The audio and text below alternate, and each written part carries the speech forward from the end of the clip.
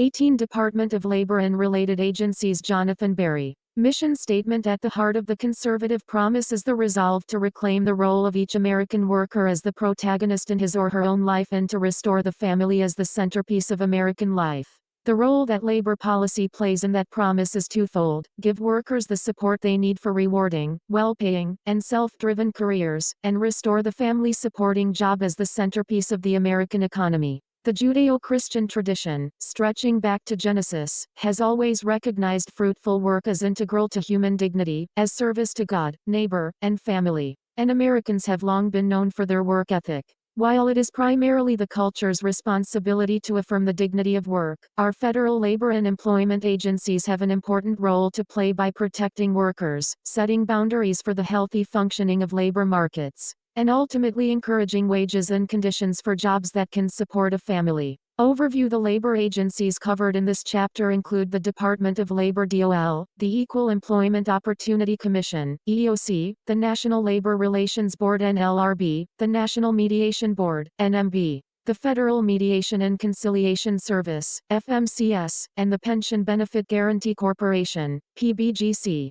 Congress has provided these agencies with the authority to enforce a wide range of federal statutes regulating workplace conduct, workforce development, employee benefits, labor organization and bargaining, and international labor conditions. 582. Mandate for leadership. The conservative promise in the sweep of American history. These authorities are relatively new. They largely come from Congress's attempts in the middle of the 20th century to resolve major political questions brought about by labor conflict, the civil rights movement, and the emergence of the modern workplace. The 21st century has brought about new challenges, ranging from collapsing manufacturing sector employment and a decrease in family-supporting jobs, to the massive expansion of an increasingly radical human resources bureaucracy. In many cases, these challenges are as significant as the 20th century labor crises and workplace changes that the agencies were developed to manage. But the agencies have failed to respond to these challenges.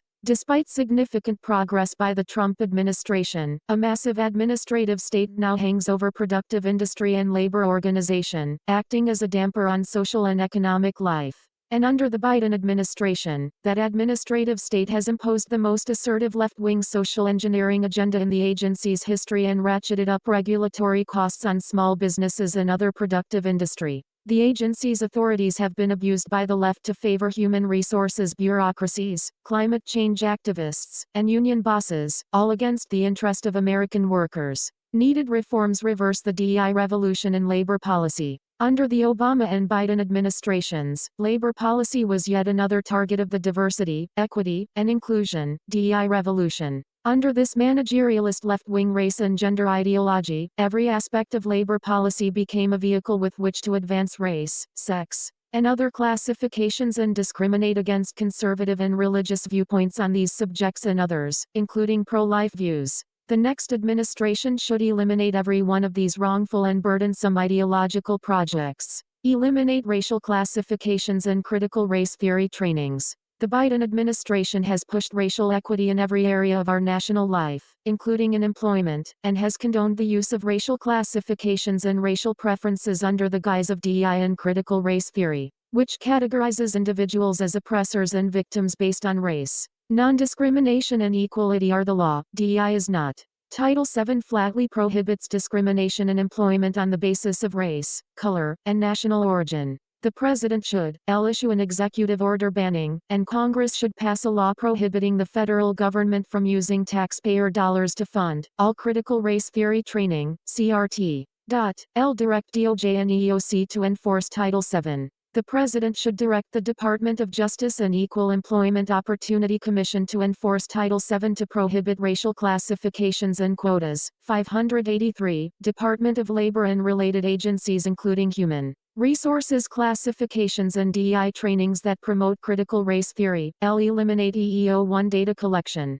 The Equal Employment Opportunity Commission collects EEO-1 data on employment statistics based on race ethnicity, which data can then be used to support a charge of discrimination under a disparate impact theory. This could lead to racial quotas to remedy alleged race discrimination. The Office of Federal Contract Compliance Programs, OFCCP, also has a right to the data EEOC collects. Crudely categorizing employees by race or ethnicity fails to recognize the diversity of the American workforce and forces individuals into categories that do not fully reflect their racial and ethnic heritage. Amend Title VII. The next administration should work with Congress to amend Title VII to prohibit the Equal Employment Opportunity Commission from collecting EEO-1 data and any other racial classifications in employment for both private and public workplaces. Eliminate disparate impact liability. With interracial marriages in America increasing, many Americans do not fit neatly into crude racial categories, one under disparate impact theory. Moreover, discriminatory motive or intent is irrelevant, the outcome is what matters.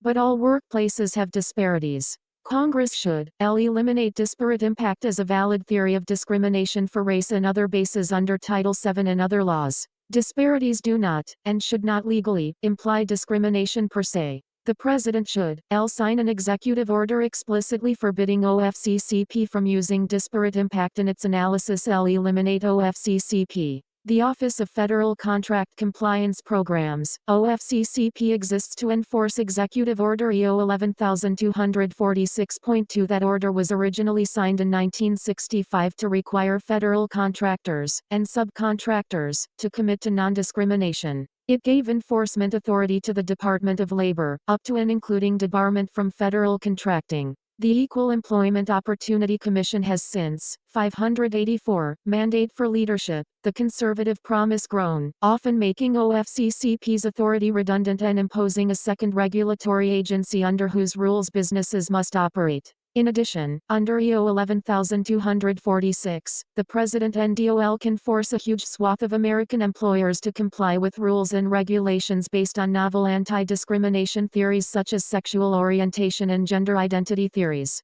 that Congress had never imposed by statute. Rescind EO 11246. The President should eliminate OFCCP by simply rescinding EO 11246. Federal contractors would still be bound by statutory non-discrimination law but would no longer work under overlapping regimes.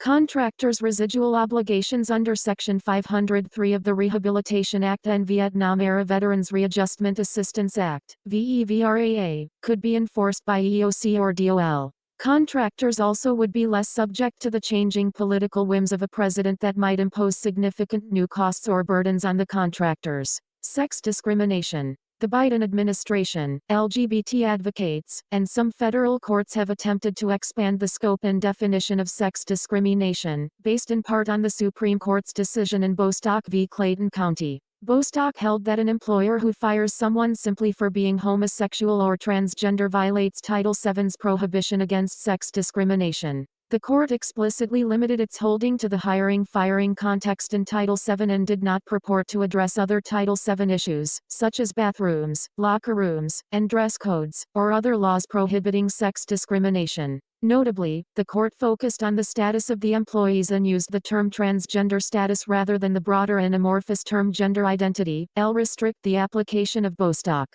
The new administration should restrict Bostock's application of sex discrimination protections to sexual orientation and transgender status in the context of hiring and firing. Withdraw unlawful notices and guidances. The President should direct agencies to withdraw unlawful notices and guidances purporting to apply Bostock's reasoning broadly outside hiring and firing. Rescind regulations prohibiting discrimination on the basis of sexual orientation, gender identity, transgender status, and sex characteristics. The President should direct agencies to rescind regulations interpreting sex discrimination provisions as prohibiting discrimination on the basis of sexual orientation, gender identity, transgender status, sex characteristics, etc. 585. Department of Labor and related agencies. Direct agencies to refocus enforcement of sex discrimination laws. The President should direct agencies to focus their enforcement of sex discrimination laws on the biological binary meaning of sex. Pro-life measures.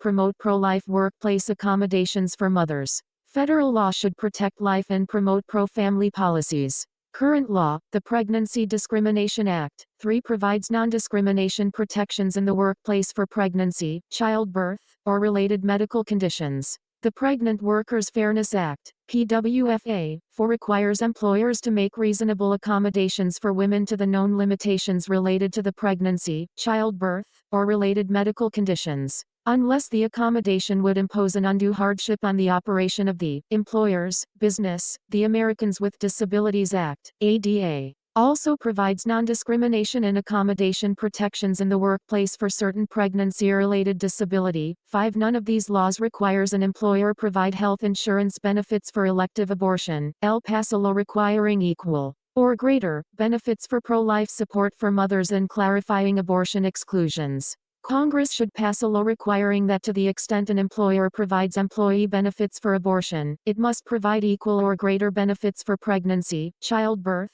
maternity, and adoption. That law should also clarify that no employer is required to provide any accommodations or benefits for abortion.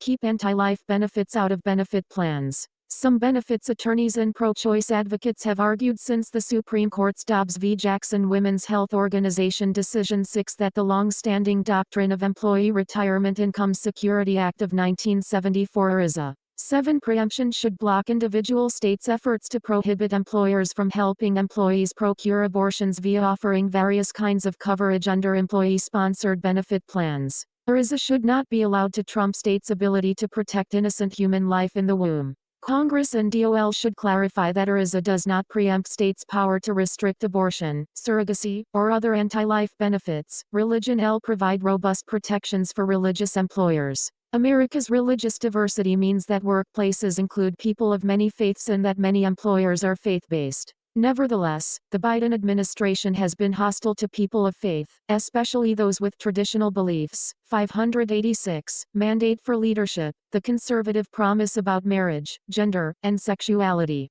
The new administration should enact policies with robust respect for religious exercise in the workplace, including under the First Amendment, the Religious Freedom Restoration Act of 1993, RFRA, 8 Title VII. And federal conscience protection laws. Issue an executive order protecting religious employers and employees. The president should make clear via executive order that religious employers are free to run their businesses according to their religious beliefs, general non-discrimination laws notwithstanding, and support participation of religious employees and employers as federal contractors and in federal activities and programs. Clarify Title VII's religious organization exemptions. Congress should clarify Title VII's religious organization exemptions to make it more explicit that those employers may make employment decisions based on religion regardless of non-discrimination laws. Provide robust accommodations for religious employees. Title VII requires reasonable accommodations for an employee's sincerely held religious beliefs, observances, or practices unless it poses an undue hardship on the employer's business. These accommodation protections also apply to issues related to marriage, gender, and sexuality. Unless the Supreme Court overrules its bad precedent, Congress should clarify that undue hardship means significant difficulty or expenses not more than a de minimis cost as the court has previously held. General EEOC reforms. The Equal Employment Opportunity Commission, EEOC, does not have rule-making authority under Title VII and other laws it enforces, yet it issues guidance, technical assistance, and other documents, including some that push new policy positions. EEOC should disclaim its regulatory pretensions and abide by the guidance reforms discussed below. EEOC should disclaim its regulatory pretensions. Affirm decision-making via majority vote of commissioners. EEOC should affirm as policy the Title VII requirement that it exercise substantive power via majority vote of commissioners, not by unilateral chair action or by delegation to staff. 587. Department of Labor and related agencies disclaim power to enter into consent decrees. EEOC should disclaim power to enter into consent decrees that require employer actions that it could not require under the laws it enforces. Reorient enforcement priorities. EEOC should reorient its enforcement priorities toward claims of failure to accommodate disability, religion, and pregnancy, but not abortion. Refocusing labor regulation on the good of the family. The DEI revolution in labor affected not only the administrative state, but it has also targeted much of the private sector. Owing to the combination of regulatory pressure and eager human resources offices in the private sector, much of American labor and employment policy has become institutionally oriented toward woke goals. Retracting regulations that support this revolution is a good first step, but more is needed. We must replace woke nonsense with a healthy vision of the role of labor policy in our society, starting with the American family. Allow workers to accumulate paid time off. Lower and middle-income workers are more likely be in jobs that are subject to overtime laws that require employers to pay time and a half for working more than 40 hours a week. Congress should enact the Working Families Flexibility Act. The Working Families Flexibility Act would allow employees in the private sector the ability to choose between receiving time and a half pay or accumulating time and a half paid time off, a choice that many public sector workers already have. For example, if an individual worked 2 hours of overtime every week for a year, he or she could accumulate 4 weeks of paid time off to use for paid family leave, vacation, or any reason. Congress should incentivize on-site child care. Across the spectrum of professionalized child care options, on-site care puts the least stress on the parent-child bond. Congress should amend the Fair Labor Standards Act, FLSA, to clarify that an employer's expenses in providing on-site child care are not part of an employee's regular rate of pay. DOL should commit to honest study of the challenges for women in the world of professional work. The Women's Bureau at DOL tends towards a politicized research and engagement agenda that puts predetermined conclusions ahead of empirical study. 588, Mandate for Leadership. The conservative promise. The Bureau should rededicate its research budget towards open inquiry, especially to disentangle the influences on women's workforce participation and to understand the true causes of earnings gaps between men and women. Equalize retirement savings access across married households. The limit on individual contributions to a 401k, 403b, or similar work-based retirement account is $22,500 for 2023. Individuals who do not work or do not have access to a work-based retirement account can save up to $6,500 in an IRA. This individual-based system creates a disadvantage for married couples with only one spouse who works, or with two working spouses, one of whom earns less than the maximum retirement account contribution. To equalize access to tax-free retirement savings for married couples. The limit for married couples on 401k and similar work-based retirement savings accounts should be double the limit for individuals, regardless of the allocation of work between the couple. Family statistics. Every month, DOL's Bureau of Labor Statistics surveys tens of thousands of households to generate detailed estimates of labor market conditions and price levels. And every quarter, the Department of Commerce's Bureau of Economic Analysis estimates the change in the entire economy's output to the fraction of a percentage point. Yet data on the state of the American family and its economic welfare are released at best annually, and generally a year or more after the fact. Metrics like marriage and fertility rates, the share of children living with both biological parents, the cost of a standard basket of middle-class essentials, and the share of families whose highest income worker earns more than twice the poverty threshold should be measured and reported monthly and in real time and incorporated in releases for other labor statistics. Congress should establish an assistant commissioner for family statistics within the Bureau of Labor Statistics. Congress should require the Bureau to establish a pilot survey with a sample comparable to the BLS current population survey that would publish monthly estimates for measures of the American family's well-being, and appropriate sufficient funds for that purpose. Congress should require that the Consumer Price Index market basket include measurable family essential goods. 589, Department of Labor and related agencies alternative view. While metrics on the state of American families and civil society are important and useful, monthly statistics would be of little additional value and could end up causing unnecessary confusion and concern. Funding should be oriented towards improving the timeliness of annual family statistics. Sabbath rest. God ordained the Sabbath as a day of rest, and until very recently the Judeo-Christian tradition sought to honor that mandate by moral and legal regulation of work on that day. Moreover, a shared day off makes it possible for families and communities to enjoy time off together, rather than as atomized individuals, and provides a healthier cadence of life for everyone. Unfortunately, that communal day of rest has eroded under the pressures of consumerism and secularism, especially for low-income workers. Congress should encourage communal rest by amending the Fair Labor Standards Act, FLSA. 9. To require that workers be paid time and a half for hours worked on the Sabbath. That day would default to Sunday, except for employers with a sincere religious observance of a Sabbath at a different time, e.g., Friday sundown to Saturday sundown. The obligation would transfer to that period instead. Houses of worship, to the limited extent they may have FLSA-covered employees and employers legally required to operate around the clock, such as hospitals and first responders, would be exempt, as would workers otherwise exempt from overtime. Alternative view. While some conservatives believe that the government should encourage certain religious observance by making it more expensive for employers and consumers to not partake in those observances, other conservatives believe that the government's role is to protect the free exercise of religion by eliminating barriers as opposed to erecting them. Whereas imposing overtime rules on the Sabbath would lead to higher costs and limited access to goods and services and reduce work available on the Sabbath, while also incentivizing some people, through higher wages, to desire to work on the Sabbath.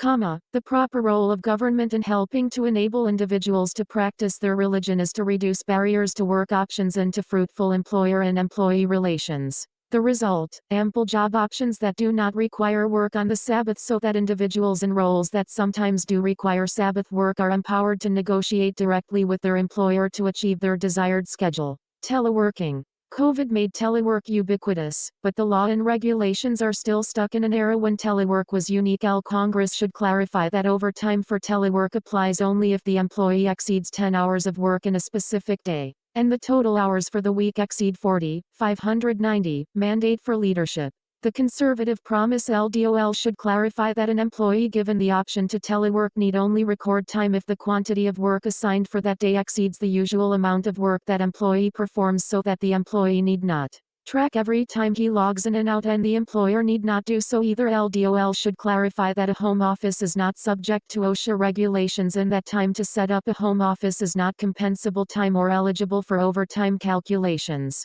DOL should likewise clarify that reimbursement for home office expenses is not part of an employee's regular rate, even if those reimbursements are repetitive, such as for internet or cell phone service. Making family-sustaining work accessible. Our national work ethic is an American hallmark.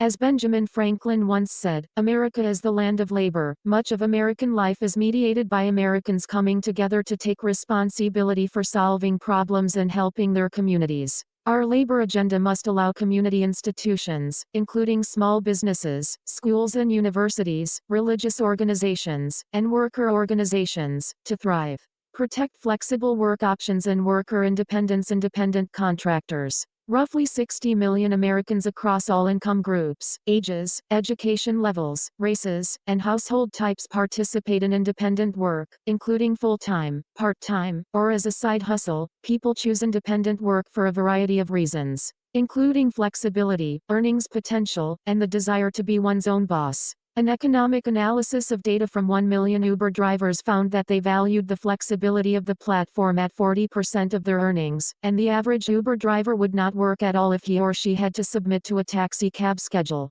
The value of flexibility extends beyond ride-sharing and other platform work. More than half of people who did independent work in 2021 said they cannot work a traditional job because of personal or family circumstances such as their health or caring for a child or family member. Independent workers, or contractors, are also critical to entrepreneurship and small business growth and success. On average, employers with 4 or fewer employees rely on 7 contractors to run their business. Without the ability to hire those contractors, many small businesses could not compete with larger ones that can afford to employ workers in-house. Businesses and workers currently must navigate many different definitions of who is and who is not an employee, or an independent contractor, based on federal and state employment, compensation, tort, tax, and pension laws. This complexity often leads to confusion, improper classification, and costly litigation. The Trump administration finalized rules to provide clarity on which workers, 591, Department of Labor and related agencies qualify as an independent contractor or employee under the FLSA and NLRA.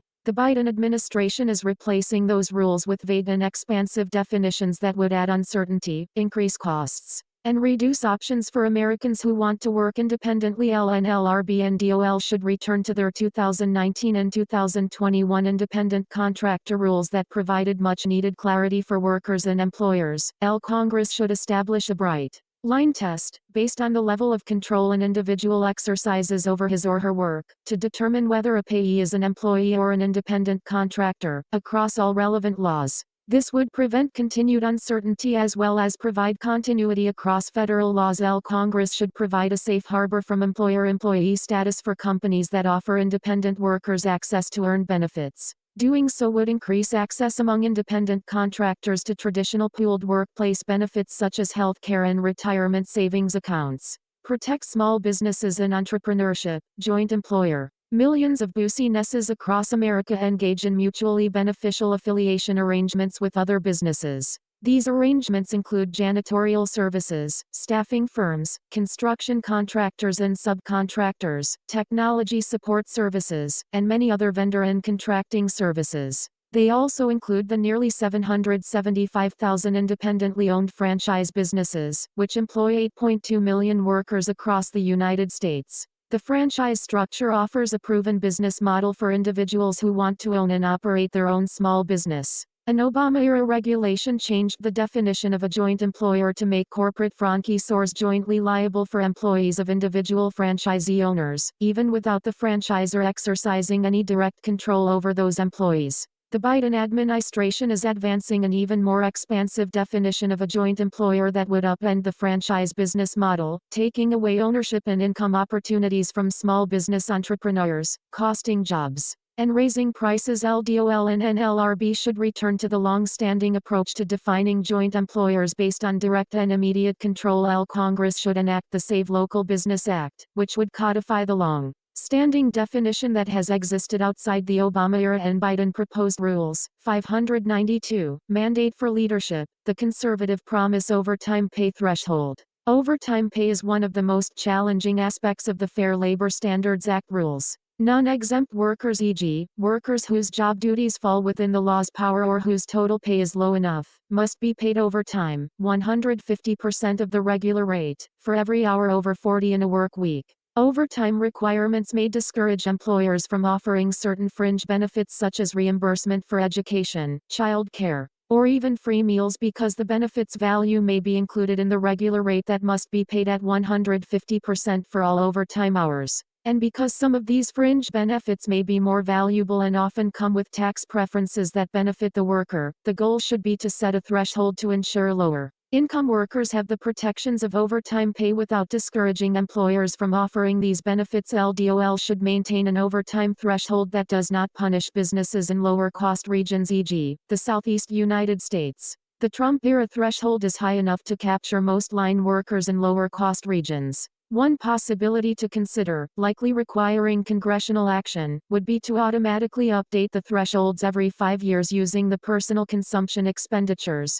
(PCE) as an inflation adjustment. This could reduce the likelihood of a future administration attempting to make significant changes but would also impose more adjustments on businesses as those automatic increases take hold. Congress should clarify that the regular rate for overtime pay is based on the salary paid rather than all benefits provided. This would enable employers to offer additional benefits to employees without fear that those benefits would dramatically increase overtime pay. Congress should provide flexibility to employers and employees to calculate the overtime period over a longer number of weeks. Specifically, employers and employees should be able to set a 2 or 4 week period over which to calculate overtime. This would give workers greater flexibility to work more hours in one week and fewer hours in the next, and would not require the employer to pay them more for that same total number of hours of work during the entire period. Compliance assistance programming. Labor agencies are often tempted to encourage overcompliance by companies subject to regulation by pursuing regulation through enforcement strategies,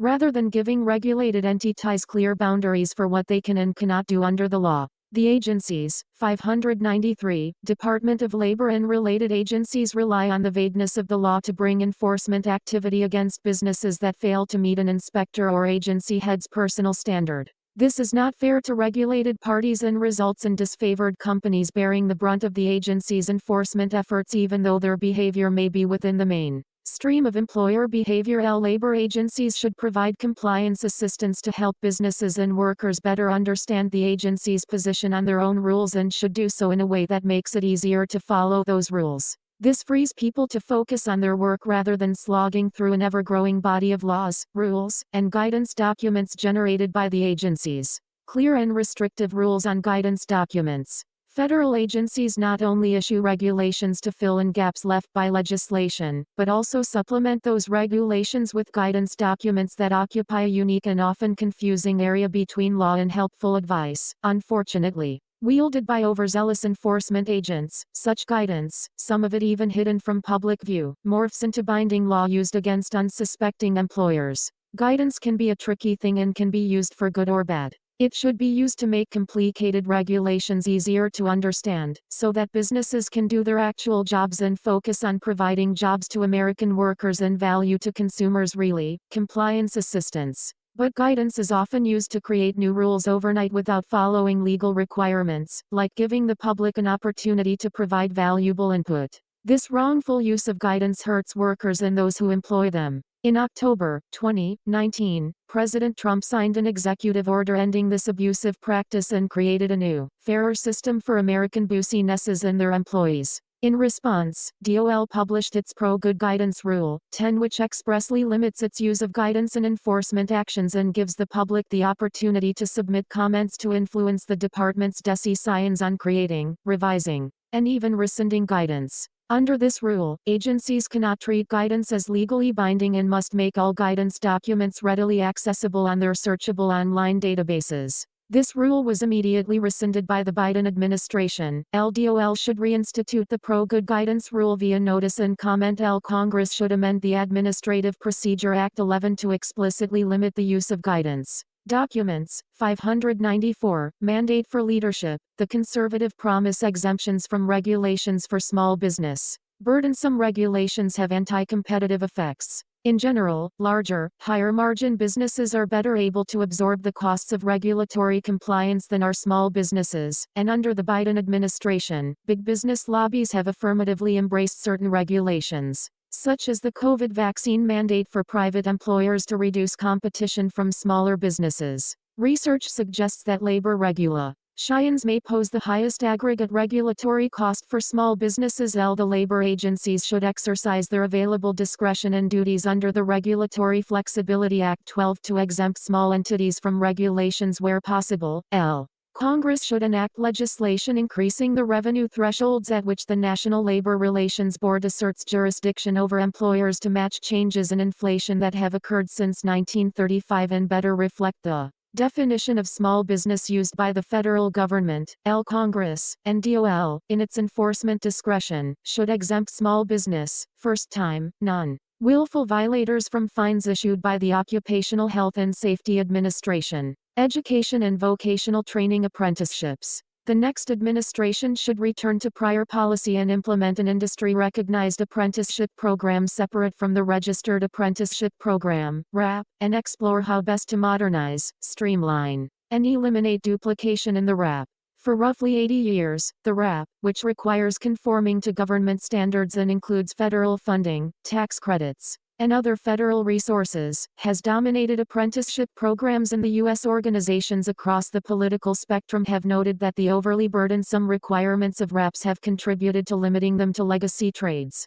failing to meet growing industry demands such as in healthcare and technology. A 2017 study estimated that the number of occupations commonly filled through apprenticeships could nearly triple, from 27 to 74, that the number of job openings filled through apprenticeships could expand eightfold, to 3.2 million, and that the occupations ripe for apprenticeship expansion could offer 20% higher wages than traditional apprenticeship occupations. The Trump administration expanded apprenticeship options through the creation of the Industry-Recognized Apprenticeship Program, IRAP, and more than 130 IRAPs were created. The Biden administration rescinded the IRAP regulations. 595. Department of Labor and related agencies. Congress should expand apprenticeship programs outside of the RAP model, creating the IRAP system by statute and allowing approved entities such as trade associations and educational institutions to recognize and oversee apprenticeship programs. In addition, religious organizations should be encouraged to participate in apprenticeship programs. America has a long history of religious organizations working to advance the dignity of workers and provide them with greater opportunity. From the many prominent Christian and Jewish voices in the early labor movement to the labor priests who would appear on picket lines to support their flocks. Today, the role of religion in helping workers has diminished. But a country committed to strengthening civil society must ask more from religious organizations and make sure that their important role is not impeded by regulatory roadblocks or the bureaucratic status quo. Encourage and enable religious organizations to participate in apprenticeship programs, etc. Both DOL and NLRB should facilitate religious organizations helping to strengthen working families via apprenticeship programs, worker organizations, vocational training, benefits networks, etc. Hazard order regulations. Some young adults show an interest in inherently dangerous jobs. Current rules forbid many young people, even if their family is running the business, from working in such jobs. This results in worker shortages in dangerous fields and often discourages otherwise interested young workers from trying the more dangerous job.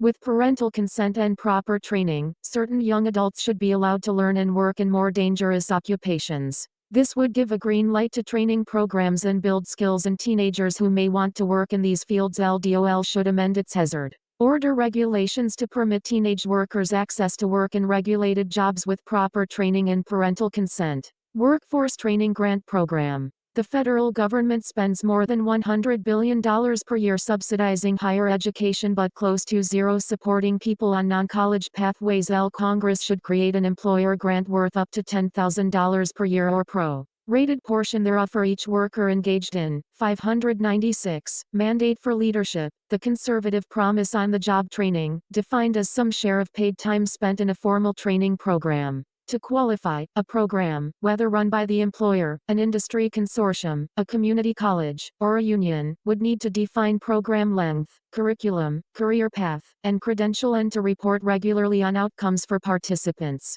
Programs that fail to deliver promised results would be disqualified from continued funding. Funding for employer grants should come from existing higher education subsidies that are currently disadvantaging alternative education options.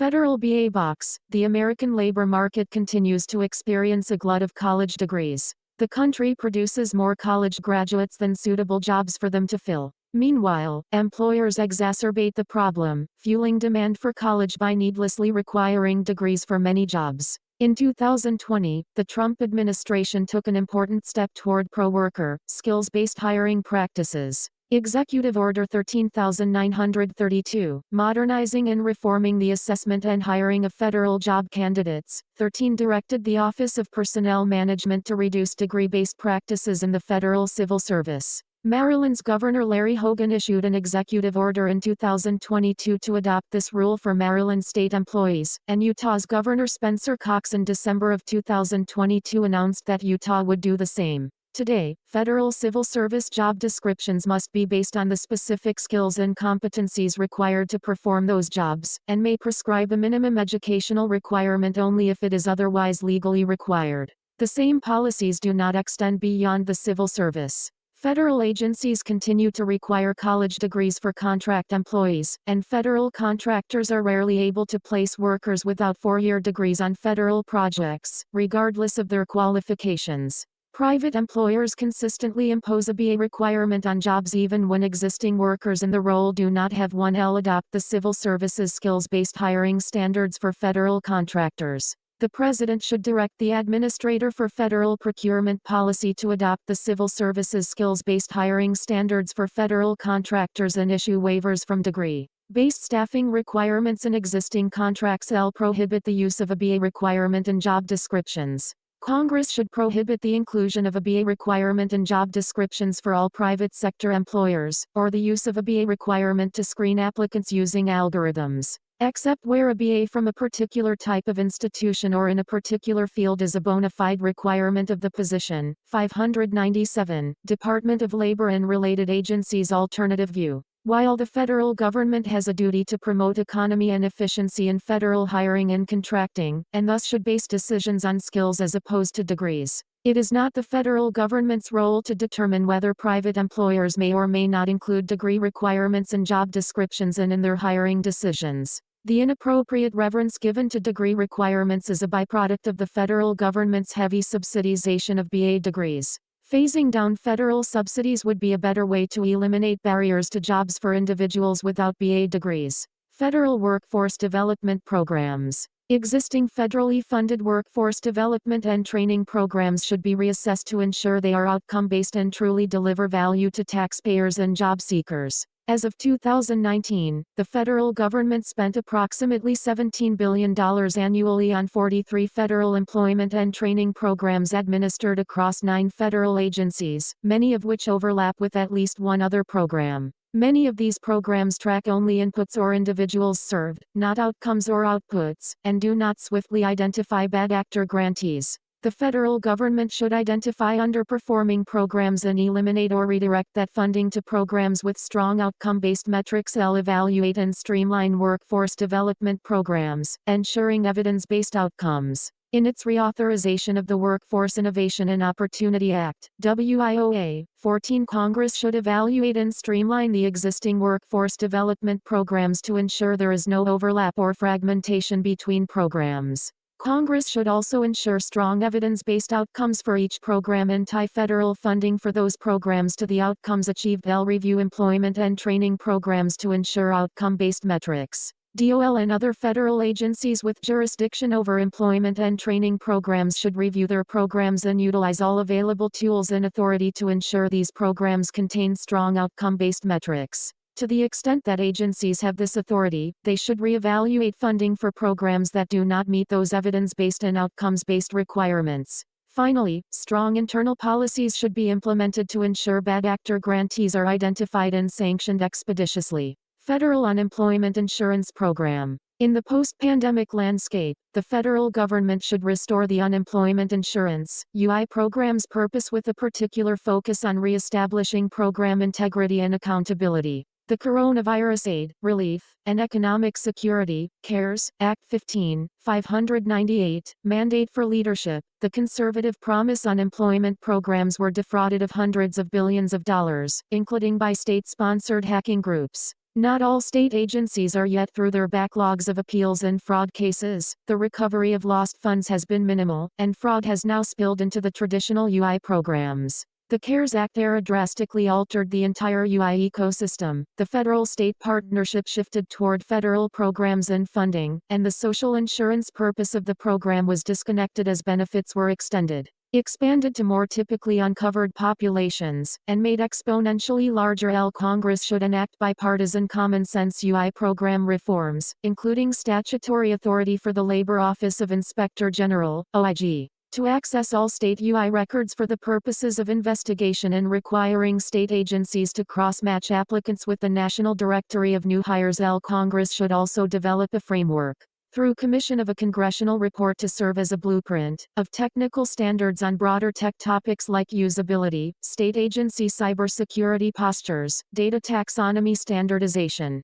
and/or identity verification standards. Congress should provide DOL with more reasonable enforcement tools for the UI system. Currently, DOL can either send a strongly worded letter or revoke the entire Federal Unemployment Tax Act, FUTA, 16 tax credit, which would place an immediate 6% to 7% tax on all covered employers. DOL should review all actual or planned procurements against the $2 billion, under the American Rescue Plan Act, 17 for UI fraud detection, accessibility, and equity investments. These funds do not have appropriations timelines and have very minimal statutory descriptions of the intended purpose. DOL should also review and propose changes to improve state monitoring programs, including developing evidence-based frameworks for evaluating the technical readiness and security postures of the state agencies. Strengthen its relationship with the OIG and Government Accountability Office, GAO, and support continued development of fraud prosecution with DOJ, the Department of Homeland Security, DHS, and the financial services community. Ensure administrative and IT funding is outcome-based, and gather and publish best practices from state officials, industry partners, and other vendors who deliver UI services. Department of Labor and related agencies worker voice and collective bargaining. Non-union worker voice and representation. American workers lack a meaningful voice in today's workplace. Between 50% and 60% of workers have less influence than they want on critical workplaces issues beyond pay and benefits. Even managers are twice as likely to say their employees have too little influence rather than too much. But America's one-size-fits-all approach undermines worker representation. Federal labor law offers no alternatives to labor unions whose politicking and adversarial approach appeals to few. Whereas most workers report that they prefer a more cooperative model run jointly with management that focuses solely on workplace issues. The next administration should make new options available to workers and push Congress to pass labor reforms that create non-union employee involvement organizations as well as a mechanism for worker representation on corporate boards. Congress should reintroduce and pass the Teamwork for Employees and Managers (TEAM) Act of 2022.18. The TEAM Act 1. Reforms the National Labor Relations Acts, NLRA, Section 8, 2. Prohibition on formal worker management cooperative organizations like works councils. 2. Creates an Employee Involvement Organization EIO to facilitate voluntary cooperation on critical issues like working conditions, benefits, and productivity. 3. Amends labor law to allow EIOs at large, publicly traded corporations to elect a non-voting, supervisory member of their company's board of directors. Alternative view. While some conservatives lament that workers lack sufficient voice in today's workplace, others interpret the rise in independent and flexible work opportunities, significant expansion in family-friendly policies like paid family leave, and the decline in private sector unionization as indicators of workers' increasing competency and control. Another way to help expand workers' freedom and voices in traditional workplaces is by allowing them to choose who represents them in negotiations with their employer.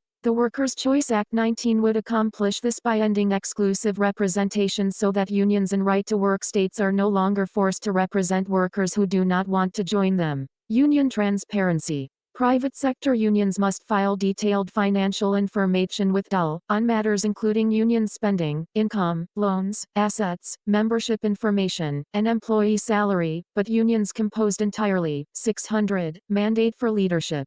The conservative promise of state or local employees are exempt from this filing requirement. These disclosure requirements help workers and the public understand how union leaders are raising and spending union dues. They also can serve as a vital source of information that helps workers decide if the unions they are asked to join are good stewards of the funds they collect. DOL, under both George W. Bush and Donald Trump, tried rulemakings, known as the Intermediate Bodies Rule, that would require some government unions to file the same information that is required of private sector unions. Under President Trump, OLMS required unions to disclose involvement in trusts that they either own a majority stake in or control. In the past, union trust spending has been hidden, and it appears that trust assets have occasionally been corruptly spent for the benefit of private interests in union leadership, such as $30,000 spent on a private party, $37,500 spent on a Montblanc pen, condominiums for those in power, golf outings, and a Ferrari, $20. But the Biden DOL eliminated a transparency rule requiring the filing of the T1 Trust annual report.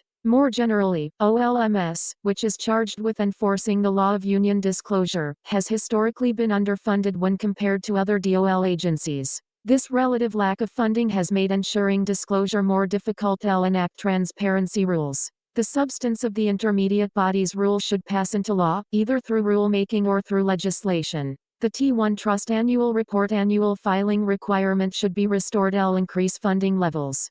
Congress should expand the funding of the Office of Labor Management Standards. Duty of fair representation. Unions have a duty of fair representation to their members, yet they too often abuse that duty to use their members' resources on left-wing culture war issues that are unrelated, and in fact often harmful to union members' own interests. The NLRB should take enforcement or amicus action advancing the position that political conflicts of interest by union leadership can support claims for breach of the duty of fair representation in a manner analogous to financial conflicts of interest and analogous to breaches of the fiduciary duty of loyalty in other areas of law. Interpreting protected concerted activity, in an effort to prevent employers from retaliating against workers who express a desire to unionize, certain activities are deemed protected concerted activity, under Section 7 of the NLRA.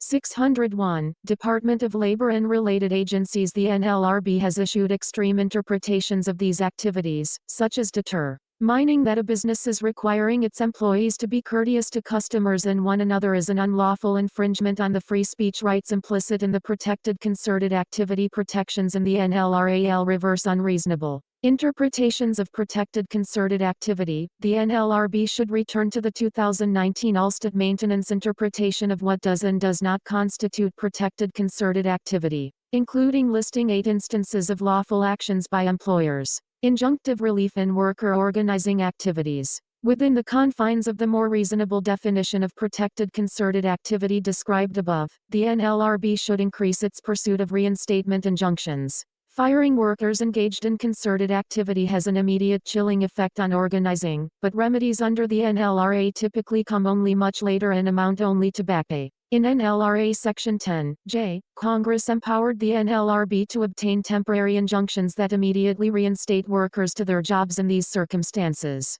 This provides a more meaningful remedy to the worker and creates a significant deterrent to unfair labor practices, because prompt reinstatement will tend to reinforce the legitimacy of the organizing effort. The NLRB overwhelmingly prevails when pursuing an injunction, succeeding 100% of the time in 2020 and 91% of the time in 2021. Increase the use of 10(j) injunctive relief.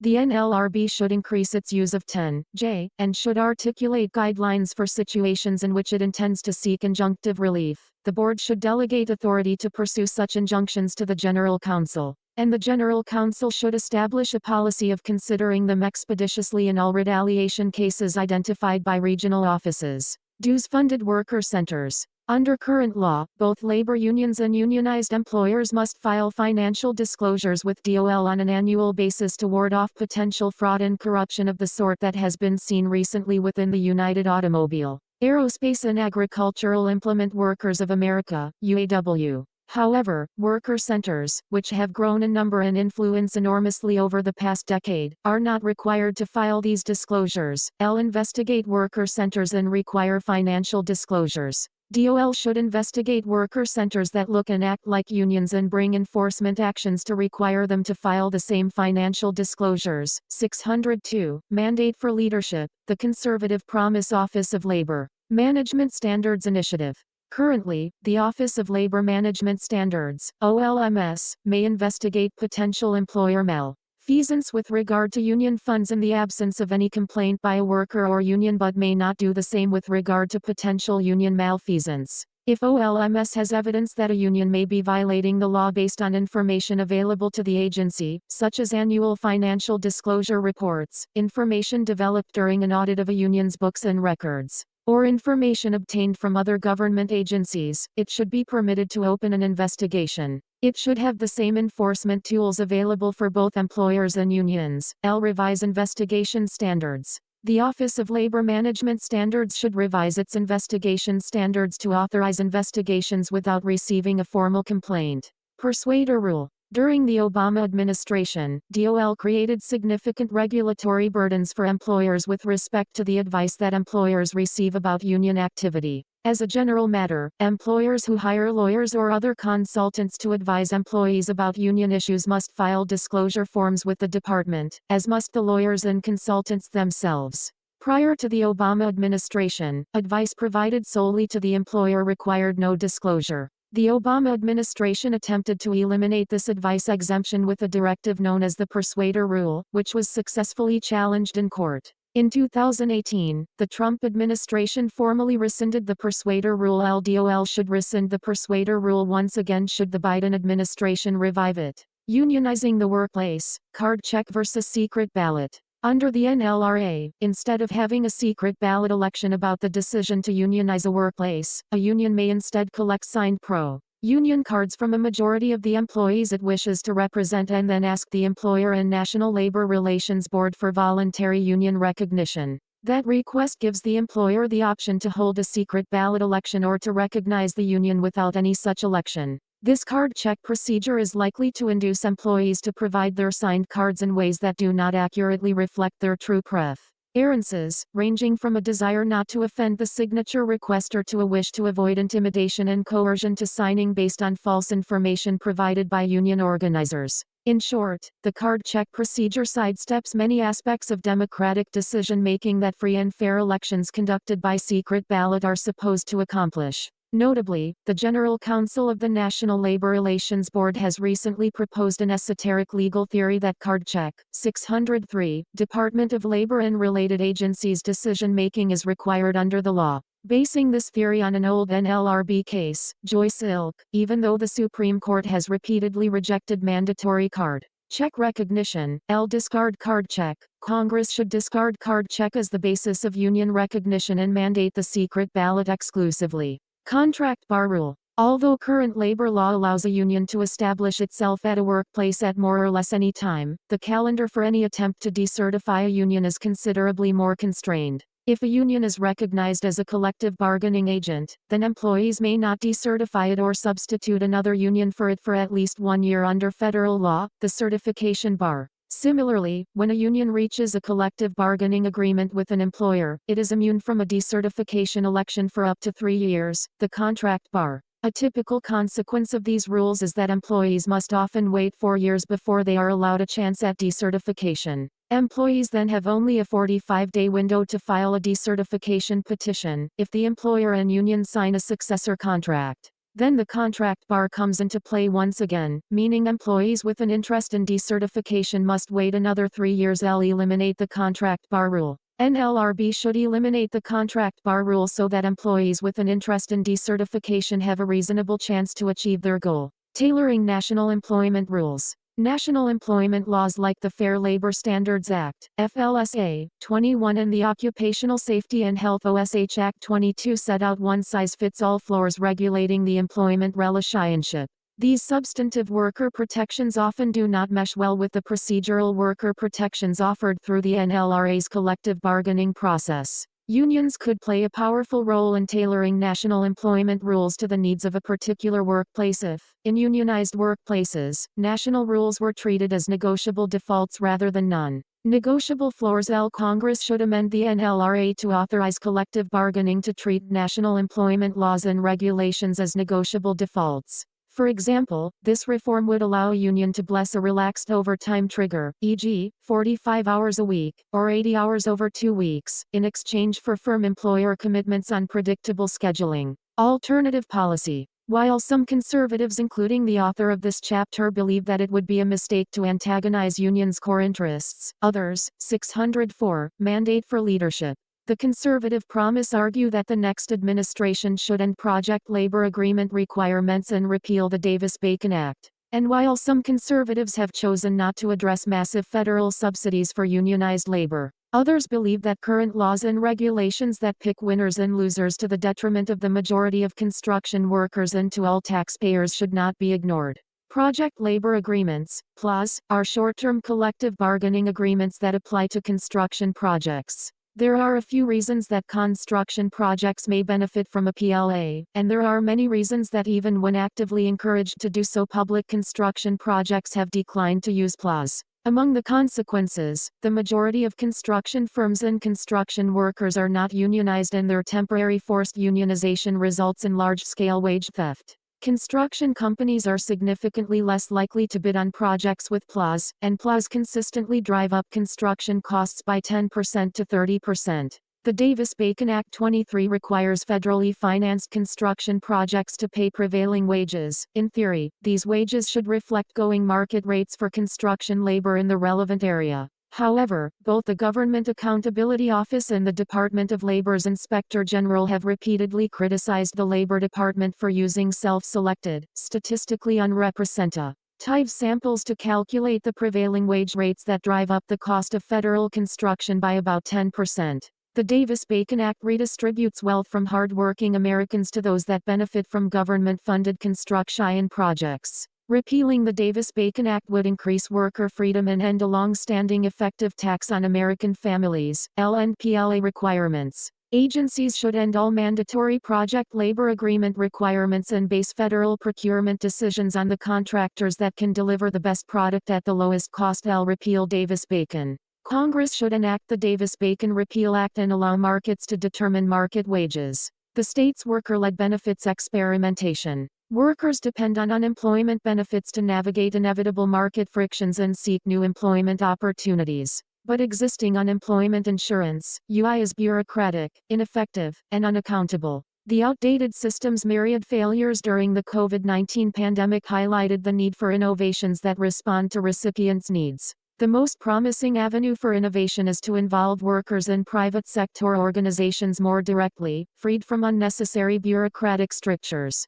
Americans take for granted that unemployment benefits must be administered by 605 Department of Labor and related agencies, government agencies, but other Western market democracies feature effective and popular benefits administered by non-public worker organizations. The next conservative administration should encourage UI innovation by capitalizing on a key feature of the system and principle of conservative policymaking, federalism. State governments already administer unemployment benefits and have broad discretion over their programs. Existing statutory language in the Social Security Act 24 does not prohibit non-public organizations from administering the program, nor does it specifically authorize states to do so. Further, the administration can replicate state-level experiments in welfare programs and empower state officials to adapt UI to local conditions and needs. Approve non-public worker organizations as UI administrators. DOL should approve, pursuant to Section 303(2) of the Social Security Act, non-public worker organizations as administrators. Offer waivers for suitable alternatives.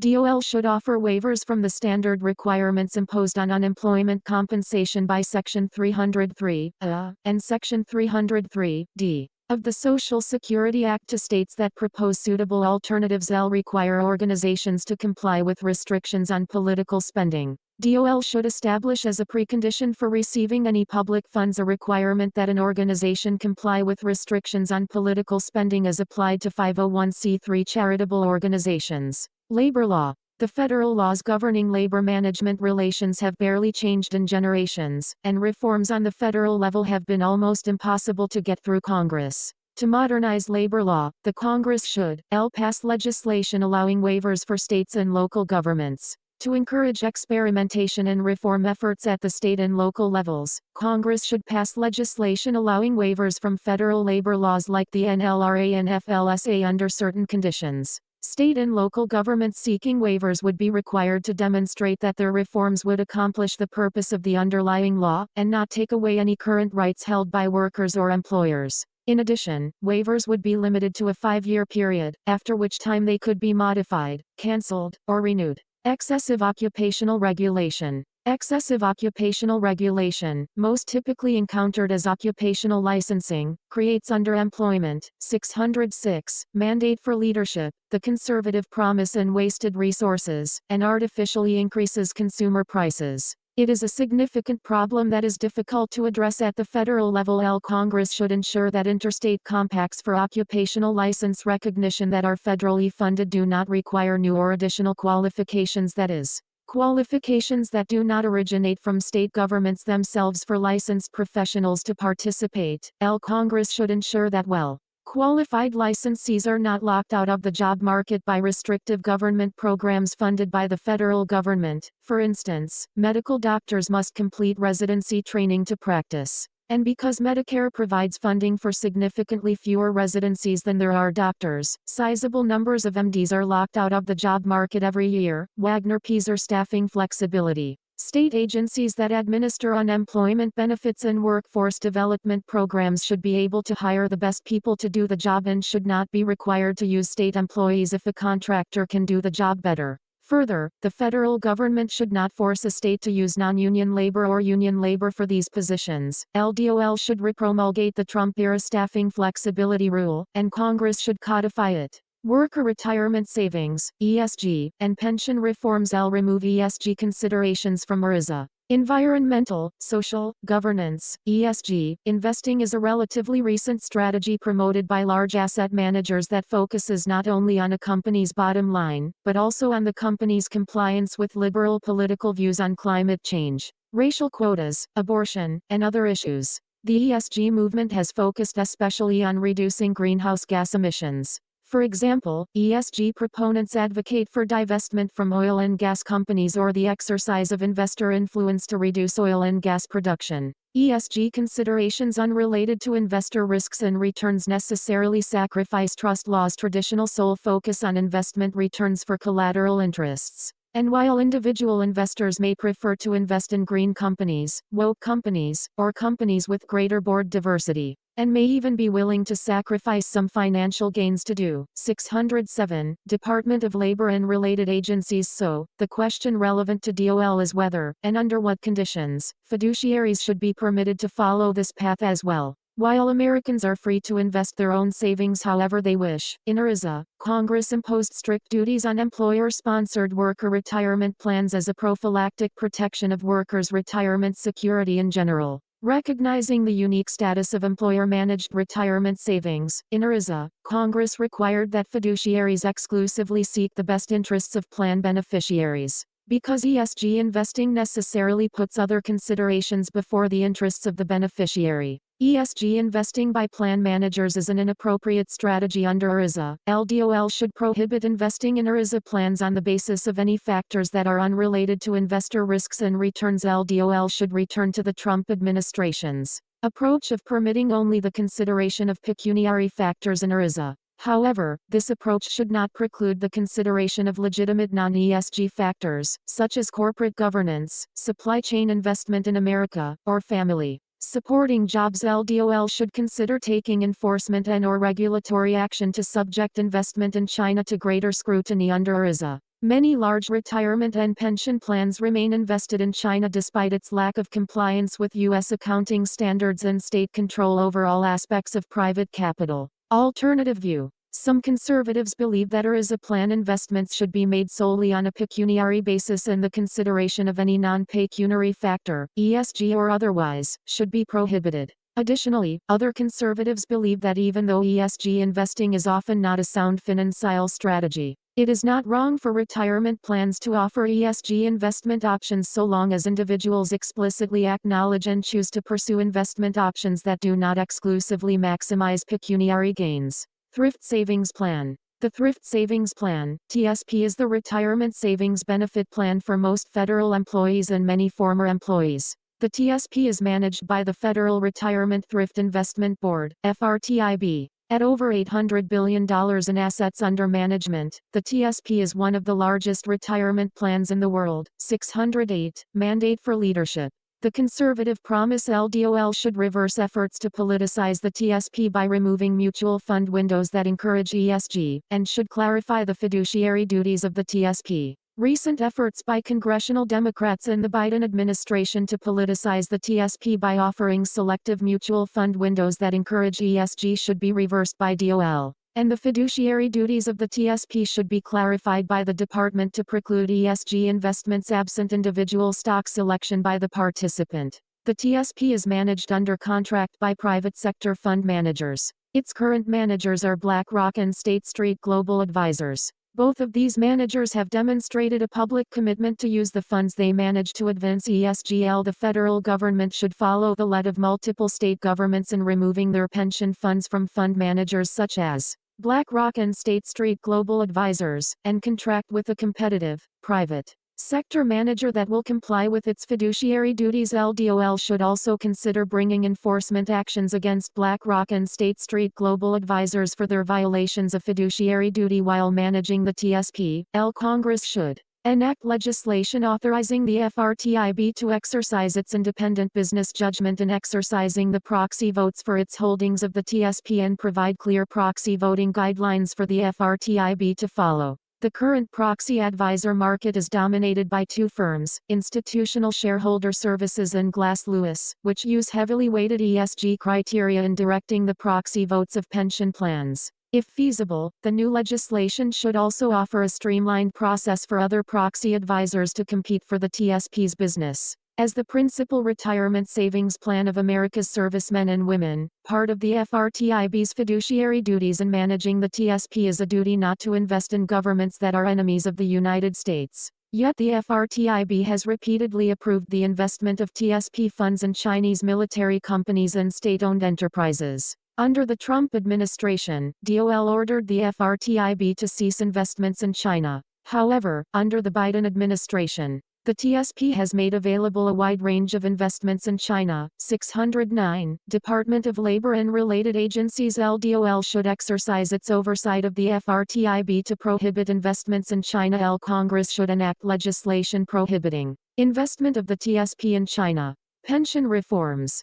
Public pension plan disclosure. Residents of states that responsibly manage their public pension plans for state and local government employees should not be responsible for bailing out states that do not do so. Money is ultimately fungible, so federal aid to states can effectively be used to free up other state funds for pension contributions. Although the federal government does not impose funding rules on public pension plans, these plans should be required to disclose the fair market value of plan assets and liabilities using the Treasury yield curve as the discount rate, on an annual basis. In the aggregate, these plans were underfunded on a market basis by $6.501 trillion as of fiscal year FY 2021. Even though the plans reported underfunding of only $1.076 trillion using overly optimistic assumptions, disclose the fair market value of plan assets and liabilities. Congress should require public pension funds to disclose the fair market value of plan assets and liabilities, using the Treasury yield curve as the discount rate, on an annual basis.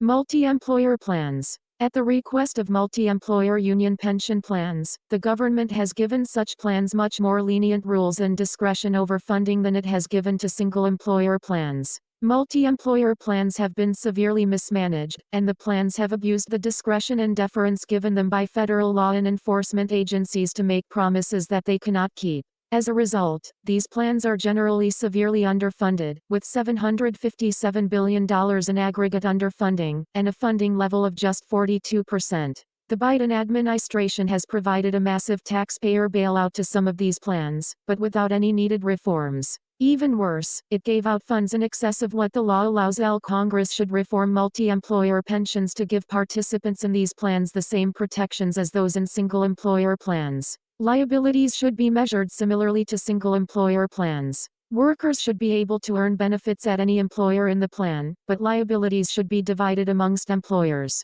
Instead of the current illusory joint and several liability under which no one is ultimately responsible for making up underfunding. Troubled plans should be prohibited from mandate for leadership, the conservative promise making new pension promises. More timely and detailed reporting should be imposed. Pension Benefit Guaranty Corporation. The Pension Benefit Guaranty Corporation, PBGC, insures benefits for private sector pension plans, with separate single-employer and multi-employer insurance programs. The PBGC's annual report must be submitted on time, and with timely data that uses fair market value principles to calculate the PBGC's finances. The PBGC has been submitting portions of statutorily required annual reports many months late and using out-of-date data. And PBGC's data on plans is almost 5 years old. These problematic practices make it difficult for Congress to become aware of serious problems in the insurance programs, which received a bailout of over $85 billion in the 2021 American Rescue Plan Act. The PBGC should use existing statutory authority to protect workers, retirees, employers, and taxpayers by closely monitoring and taking appropriate remedial action with regard to badly run and underfunded multi-employer union pension plans, including termination where appropriate. The PBGC's refusal to use such authority helped cause its multi-employer program deficit to go from less than $500 million in 2008 to over $65 billion in 2017. Congress should increase the variable rate premium on underfunding and eliminate the per participant cap in order to appropriately take into account risk and limit the degree to which well-funded pension plans must subsidize underfunded plans. Reforms should proportionately reduce the fixed per participant premium to ease the burden on well-funded plans and also increase premiums on multi-employer plans to match single-employer plans. Improving access to employee stock ownership plans. Employee stock ownership plans, ESOPs, are ERISA-covered employee retirement savings plans that allow employees to receive compensation in the form of equity in their employer business. These arrangements enable employees to formally participate as investors in how their employer's businesses are run, and they also align employer-employee incentives by giving employees a greater financial stake in the success of their employers. With over half of small businesses owned by business owners over the age of 55, ESOPs also create advantageous succession opportunities that support the continuity of local businesses and regional economic. 611, Department of Labor and Related Agencies Development. Finally, ESOPs can enable greater investment returns for employees. However, ESOPs have to date lacked clear rules under ERISA that recognize their unique structure and benefits. and this opacity can serve as a barrier to employers considering adopting ESOPs.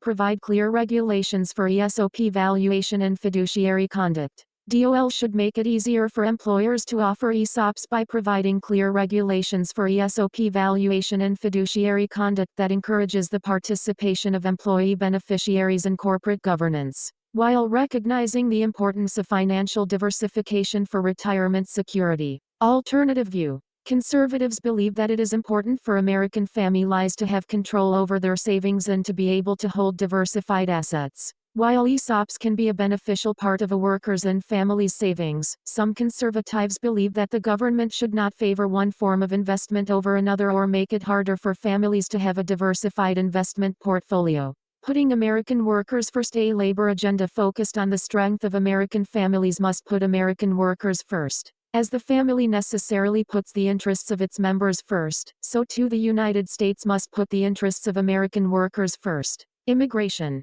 The H-2A visa, meant to allow temporary agricultural workers into the United States, also suffers frequent employer abuse. The low cost of H-2A workers undercuts American workers in agricultural employment. The H-2A program is not subject to any statutory numerical cap and has been expanding in recent years, surpassing 200,000 visa issuances for the first time in 2019. Cap and phase down the H-2A visa program. Congress should immediately cap this program at its current levels and establish a schedule for its gradual and predictable phase down over the subsequent 10 to 20 years. Producing the necessary incentives for the industry to invest in raising productivity, including through capital investment in agricultural equipment, and increasing employment for Americans in the agricultural sector. Encourage the establishment of an industry consortium and match funding. Congress should also encourage the establishment of an industry consortium of agricultural equipment producers and other automation and robotics firms interested in entering the sector and match funding invested by the industry, with intellectual property developed within the consortium freely available to all participants. 612. Mandate for leadership. The conservative promise alternative view. Some conservatives believe that temporary worker programs help to fill jobs that Americans will not fill, prevent illegal immigration by giving farmers and others who hire low-skilled labor access to workers,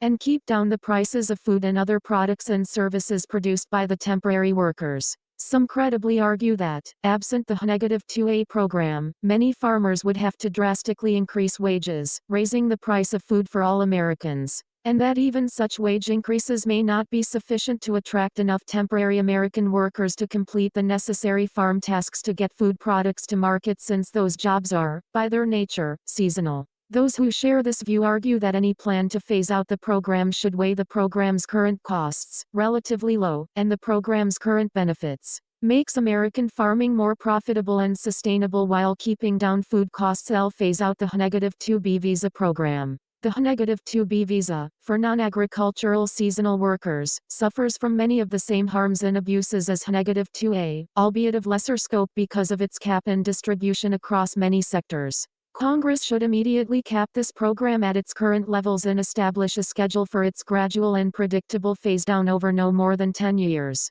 Alternative view. As with the H-2A program, some conservatives see the H-2B program as a valuable program that provides low-cost temporary workers and jobs that American companies, by and large, cannot find enough American workers to fill, e.g. tourist season child care providers at ski resorts, swimming instructors at summer camps, housekeepers and groundskeepers at amusement parks, and extra summer cooks at restaurants that serve national park patrons. These seasonal jobs are less desirable to Americans who predominantly prefer year-round work. Labor shortages after the pandemic support this belief. Absent the H-2B program, many of these seasonal businesses would be forced to cut their hours or even close altogether. Any plan to phase out the program should weigh the program's current costs, relatively low, and the program's current benefits, makes seasonal business more feasible. Higher American requirements. When government purchases goods or services, if at all possible, not only should the company be an American company and the products be manufactured in America, but the companies should also be encouraged to hire American workers. Likewise, private employers should be free to prefer our own countrymen. Congress should mandate that all new federal contracts require at least 70% of the contractor's employees to be U.S. citizens, with the percentage increasing to at least 95% over a 10-year period. 613. Department of Labor and related agencies. Congress must amend the law so that employers can again have the freedom to make hiring Americans a priority. Despite the significant advantages that preferring citizens over work-authorized aliens in hiring would provide to American workers, businesses, and the country at large, such a practice has been illegal since 1986. 25. This makes no sense. Alternative view. Some conservatives believe that the government has a duty to limit its spending in order to limit how much it takes from American families. This means that when the government spends money, it must find the most economical and effective way to do so. Excessive government spending will be borne by American workers and families through reduced incomes and purchasing power. There may be good reasons to require a certain percentage of American workers on federal contracts, but those decisions should be based on economy and efficiency as opposed to arbitrary quotas. Visa fraud. American businesses that commit visa fraud and hire illegal immigrants should not be the beneficiaries of federal spending. But a 2020 report by the Department of Labor's Office of Inspector General (OIG) examined the department's process for excluding employers who commit visa fraud and abuse from federal contracts and found much to be desired. To protect the American workforce from unscrupulous immigration lawyers, employers, and labor brokers, the department must follow the recommendations of the OIG and institute more robust investigations for suspected visa fraud and speedier debarments for those found guilty. International labor policy. Leveling the international playing field for workers. As recent decades of intense import competition and offshoring have made clear, American workers suffer when the U.S. opens its markets to foreign nations' minimal labor standards and exploitative conditions.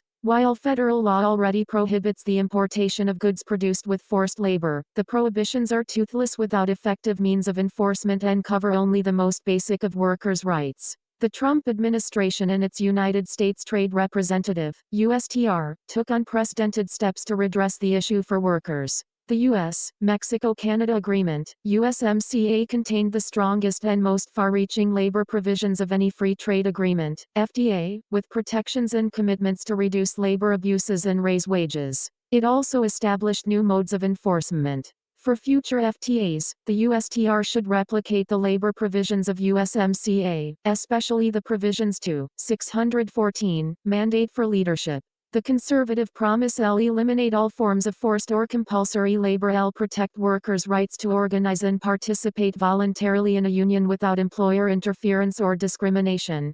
Create a rapid response mechanism to provide for an independent panel investigation of denial of labor rights at covered facilities. Shift the burden of proof by presuming that an alleged violation affects trade and investment, unless otherwise demonstrated. For future authorizations of Trade Promotion Authority, TPA, the President should urge Congress to create mechanisms for supply chain transparency, institute a general prohibition on forced labor conditions, investigate foreign labor violations that undermine American workers. The United States' embrace of globalization has exposed American workers to unfair competition from nations with cheap, abundant, and often exploited labor. American workers have, as a consequence, seen their earning power erode. While negotiating stronger trade agreements with robust labor provisions should be the primary tool with which to regulate international labor competition, the federal government can also take steps to identify the worst labor abuses and rule breakers. DAL's Bureau of International Labor Affairs, ILAB, plays a critical role in monitoring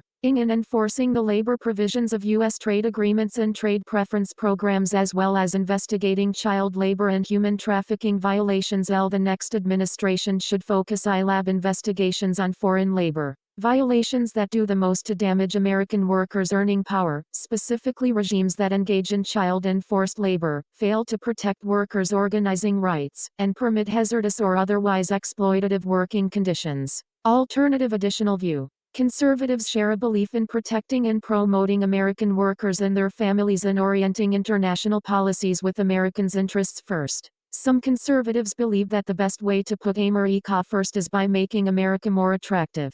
In addition to restrictions imposed on other countries, removing existing barriers to American manufacturing, employment, and commerce can help American workers, entrepreneurs, and Families. 615. Department of Labor and Related Agencies Organizational Agenda Budget. L. Reduce the agency's budgets to the low end of the historical average. The Trump administration's FY 2020 request, $10.9 billion, would provide a workable target for spending reductions for DOL. For example, L spending reductions should occur primarily in the Employment and Training Administration, ETA.